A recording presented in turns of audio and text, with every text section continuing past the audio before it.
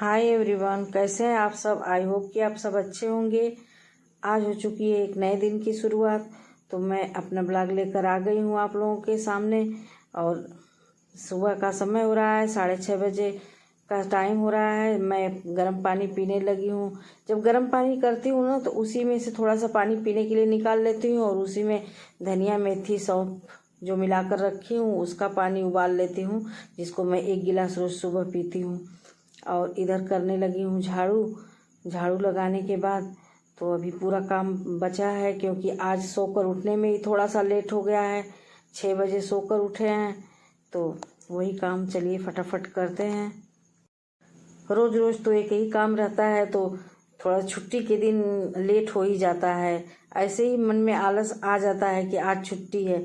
नींद खुलने को तो 5 पौने 5 बजे खुल जाती है, लेकिन ये होता है कि थोड़ा सा और सो लें, आज छुट्टी है, होता रहेगा काम। और इधर झाड़ू बीच में छोड़कर मैं नाश्ता बनाने लगी हूँ क्योंकि सजल के पापा बोले कि फ़ोन आया है, उनको कहीं जाना था, जबकि आज संडे था लेकिन फिर भी जाना था। तो मैं भिंडी रखी थी, उस भिंडी की सब्ज़ी बना दी हूँ और साथ में बना लेती हूँ पराठा। ये पराठा ना आपको पीला पीला दिख रहा होगा, ये मसाला वाला पराठा बना रही हूँ। तो इन लोगों को नाश्ता करा के फिर अपना आराम से काम करूँगी क्योंकि सजल को भी कोचिंग जाना है। तो सजल और सजल के पापा दोनों लोग चले जाएंगे तो मैं अब उसके बाद अकेले आराम से काम करूँगी। आज संडे था लेकिन सजल के पापा गांव गए नहीं हैं क्योंकि मैंने बुलाया था घर को पेंट करने वाले पेंटर भैया को। तो वो आने वाले थे तो इसीलिए उनका इंतज़ार कर रहे थे। फिर उनका फ़ोन आया कि मैं 12 बजे के बाद आऊँगा, तब इनको कहीं जाना पड़ गया, वो चले गए। अब देखिए मेरा इधर चाय भी हो गया। चाय मैं अपने लिए तो बिना चीनी का निकाल लेती हूँ, उसके बाद सबको सबके चाय में चीनी डाल दूँगी। मैं जब मन करता है तो गुड़ डाल के पी लेती हूँ, नहीं मन करता है तो उसी तरह पी लेती हूँ।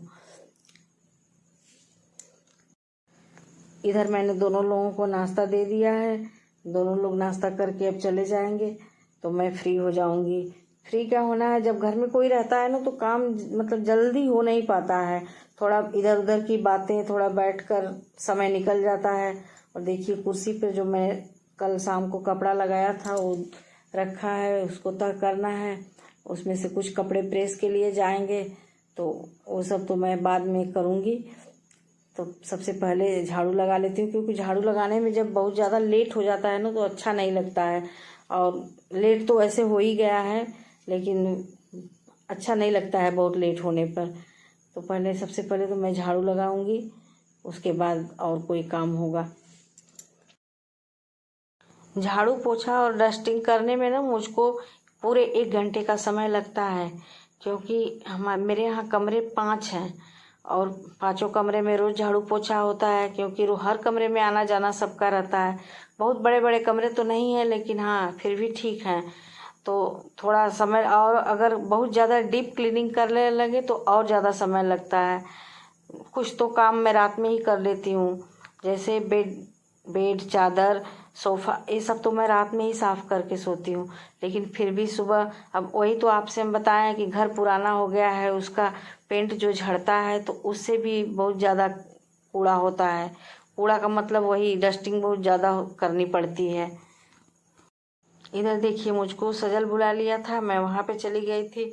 सजल के पापा तो चले गए हैं लेकिन सजल की कोचिंग 8 बजे से है तो अब वो भी तैयार हो रहा है जाने के लिए। घर के अंदर चारों तरफ से झाड़ू लगाते हुए मैं बाहर निकलती हूँ। सबसे पहला तो मेरा झाड़ू किचन से ही शुरू होता है। अब मैं आ गई हूँ बाहर के बरामदे में तो यहाँ पे झाड़ू लगा लेती हूँ। झाड़ू लगाते लगाते तो अच्छा खासा दिन निकल आया। दिन क्या निकल आया, धूप भी हो गई है। अब मैं चलती हूँ कमरे में। तो सबसे पहले मैं चादर जो हम लोग रात में ओढ़ते हैं उसको पहले तय करके रखती हूँ, उसके बाद बिस्तर वगैरह सब बनाती हूँ। अच्छा, मैं हर कमरे का अगर ये सब काम दिखाने लगूँ ना तो वीडियो बहुत बड़ी हो जाएगी, इसीलिए वीडियो काट काट के मैं दिखाती हूँ क्योंकि कितना कोई दिखाएगा और एक ही चीज़ हर कमरे में करना है। तो इसी से मैं वीडियो को थोड़ा शॉर्ट कर देती हूँ, आप लोग समझ जाइएगा।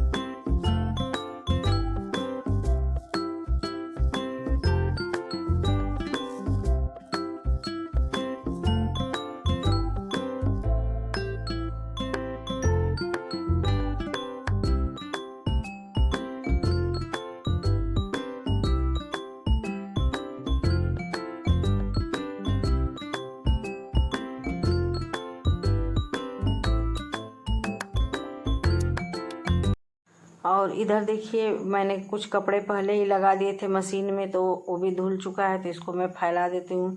अच्छा, हमारे यहाँ ना कपड़ा बहुत ज़्यादा निकलता है, मतलब सबके यहाँ, हमको नहीं लगता है कि इतना कपड़ा निकलता होगा जितना मेरे यहाँ निकलता है। और रोज़ मशीन चलती है। आज तो एकदम बिल्कुल भी मन नहीं था कि मशीन चलाएं, लेकिन फिर भी एक बार लगाना पड़ा। और देखिए ये जो कपड़े हैं कुछ हाथ से धुलने वाले कपड़े थे, तो इनको तो वैसे भी हाथ से धुलना ही पड़ता है, लेकिन आज कुछ मेरे हस्बैंड के और मेरे देवर के शर्ट थे जो मतलब हल्के कलर के शर्ट थे, जैसे सफ़ेद पिंक, तो उनको भी हाथ से धुलना था। चाहे मशीन में हम कितना भी कपड़ा धुल लेना, वो चमक नहीं आती है जो हाथ से कपड़ा धुलने पर आती है।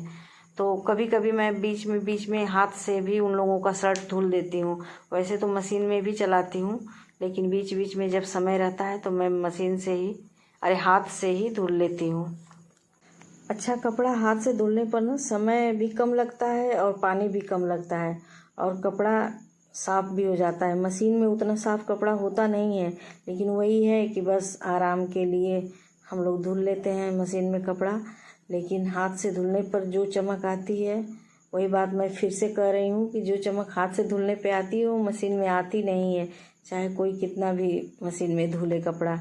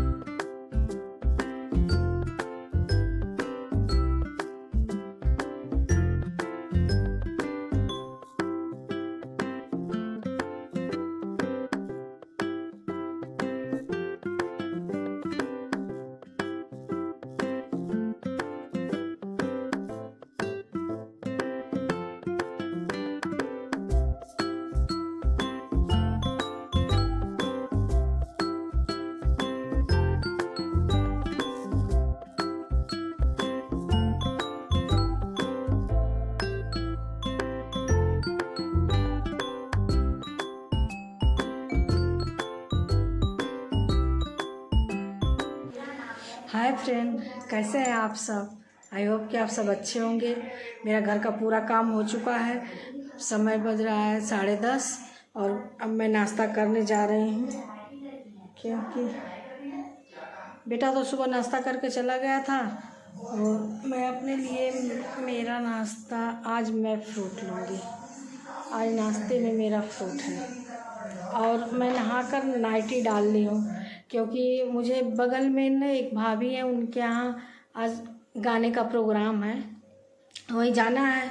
तो हम सोचे क्या अभी उनके यहाँ 1 बजे से प्रोग्राम है, तो 1 घंटे के लिए तो अब इकट्ठा साड़ी पहनूंगी, तो इसीलिए मैंने नाइटी डाल लिया। क्यों, तो चलिए आपको भी लोग ले चलते हैं, आप लोगों को भी दिखाते हैं गाना बजाना।